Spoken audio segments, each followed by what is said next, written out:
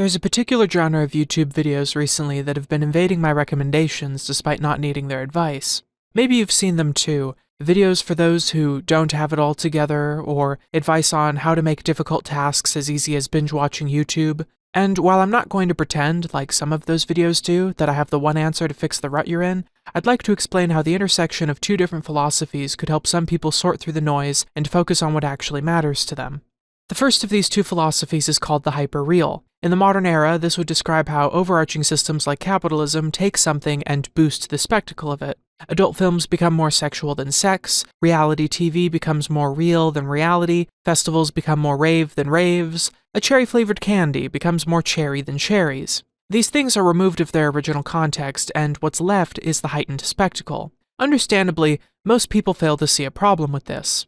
So what if cherry candies are the heightened spectacle of flavor? I'm getting more of the part I want. And I agree, just because something is hyper-real does not inherently mean it has problems. Rather, what makes the effect questionable is when something is removed from meaningful context. I passingly mentioned raves, and while old-school ravers will argue constantly over when raves started dying, many would argue that modern festivals are not raves. Going a step further in this reasoning, festivals are raves transitioned through the hyperreal. They're removed from their context of being DIY, counterculture, and local. Meanwhile, the elements of the spectacle, such as the light show and set design, were greatly amplified. This is what makes them festivals and not raves. On the surface, this is simply the manifestation of different priorities. Raves are for people who prioritize the culture, and festivals are for those who consider the performance a top priority. But if it were as straightforward as that, we wouldn't be having this discussion. Raves as a movement were more than just abandoned warehouses full of music and people. They were a response to moral panics of the time in regards to parties, drug use, rebellious attitudes, and emergent yet divisive music genres. A lot of these elements simply cannot be explored in full with festivals because you have sponsors and parent companies to worry about. The system has subsumed a cultural function that questions its machinations, and as such can no longer pose such challenges. This is not to say that festivals shouldn't exist, or even that they don't attempt to continue the spirit of raves by projecting anti-establishment messaging. The issue is that what started as an innocuous choice between the two has now been narrowed down exclusively to the state's preferred form of cultural spectacle. Festivals are mostly performative in their political action, their signaling and mottos falling mostly into virtue signaling more than praxis. It's about the crowd agreeing with the message more than actually living it. Basically put, the intersection of politics and music nowadays is more about the aesthetic than the labor. Raves didn't need to shout political mottos because their existence and culture were political, whether the people participating were aware of it in the first place.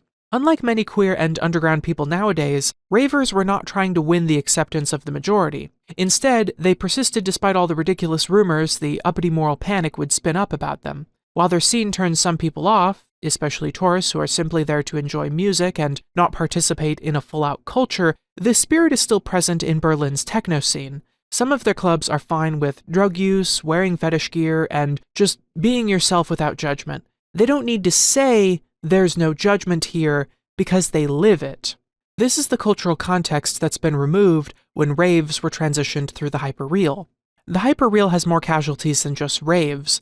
Music itself has been affected by the hyperreal. Record labels, which were a major cultural context to music back then, are not as important now that the majority of the most listened to music these days is monopolized under a few labels like UMG and Sony. Meanwhile, the spectacle of music, namely music videos, have become essential rather than occasional. Nostalgia has also suffered from the hyperreal. We take bits and pieces we're jealous of from past times while removing them from their greater historical context, only to then amplify the spectacle of our favorite bits by over-romanticizing them in hindsight. I'm guilty of this to an extent. 90s rave culture has genuinely fascinated me, and while I'm jealous of the people who got to party at the Paradise Garage or the Doncaster Warehouse, I also know that if I took someone from those times and showed them that I can access almost any song with a few clicks, or get vinyl shipped right to my door without having to get off my butt and go to a record store, or take thousands of songs with me wherever I go and listen to them in their full fidelity on the cheap, they'd be in awe of all the musical convenience I enjoy today, and they'd be right to feel that way.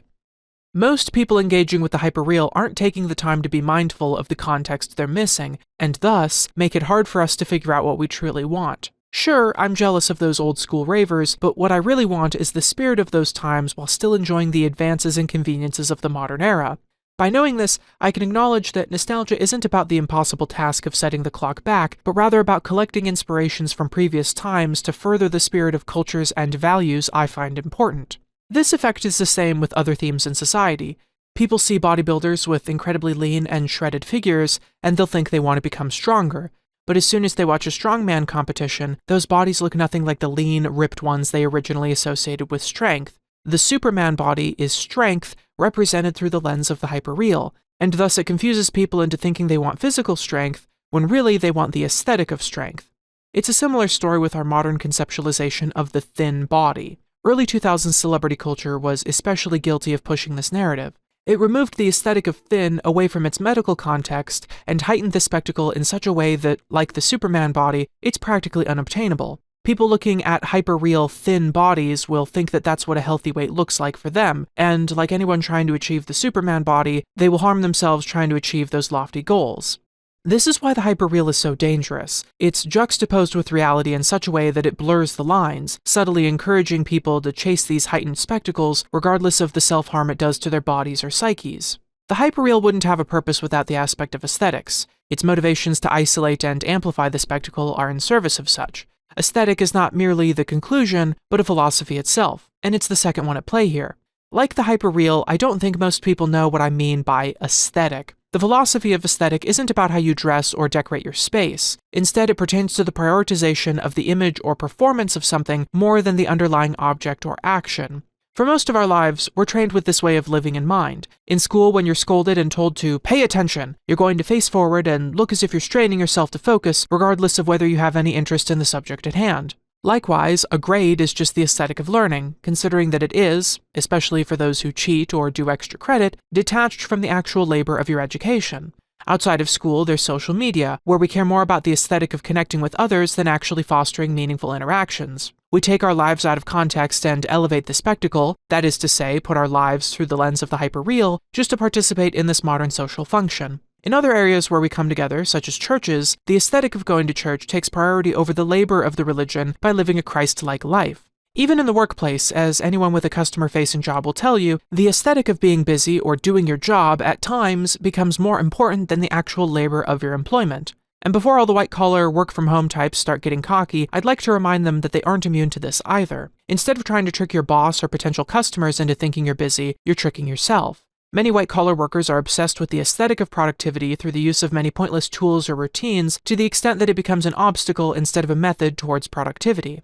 This is all to say that regardless of who you are, you have spent a majority of your life in spaces where the expectation of individual output is overshadowed by the expectation of aesthetic, and due to how ingrained this is into our culture and lives, many of us are blind to the fact that these are two entirely different expectations. And I don't exclusively mean the teachers or managers who force you to live this way. We are blind of this effect in our own lives too. For instance, someone who wants to lose weight will feel that going on a diet is the best way to achieve that goal. Unfortunately, a lot of people doing this will chase the aesthetic of a diet rather than the labor of it. Keeping consistent, along with making gradual changes to your exercise and diet, isn't glamorous. A lot of people will make a salad, take a picture of that salad, and tell all their friends that they ate a salad. Or they'll start off with a much too ambitious exercise routine because it feels rewarding to complete and subsequently brag about, but not so much to stick with for the long haul. Both of these strategies are more for show than for results.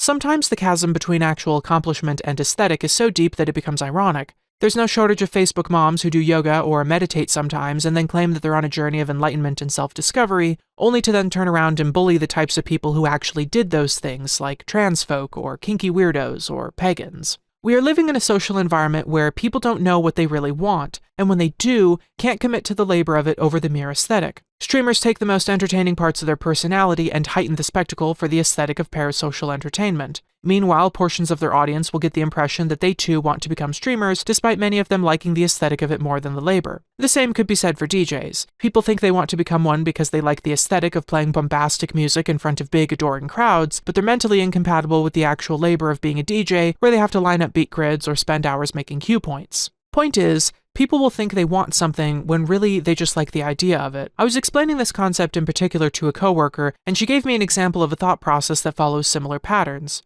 She likes to imagine having a generous plot of land with a garden and a horse, but is honest enough with herself to know that she wouldn't tend to the garden or the horse. She knows she likes the idea of this setting more than actually committing to it. And there's nothing wrong with that. Being able to separate what you like the idea of from things that you are actually willing to commit to is an important skill that saves you from the sunk cost fallacy. People get stuck trying to get streaming or DJing to work, not realizing that the problem isn't about advertising themselves or buying more fancy gear, but that it just isn't their thing, and no amount of those tools will change that. I mentioned earlier that self-help is a booming genre on YouTube, and part of that is because people want to feel like there's a piece of advice they're missing to flip their lives around. However, I'd argue that you can have the best attention span, no distractions, and gratuitous free time, and all you're really accomplishing is running into this problem but faster. We are living lives surrounded by people who aren't really doing anything other than the aesthetic of the tasks they've surrendered themselves to. We are molded by the shape of the world we're brought up in, and the side effect of this are those moments where you're halfway driving to work or awake at 2 a.m.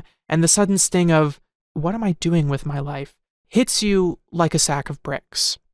The world out there cannot be made any more honest, but the world within you can. Being conscious of the hyperreal and the aesthetic makes the line between reality and fiction much sharper. It'll help you decide what you only like the idea of and what you feel is worth actually committing to. And maybe it can serve as a reminder that not everything you consume nor output has to be about this spectacle. Sometimes the context we leave those things in amplifies their beauty more than the lens of the hyperreal ever would.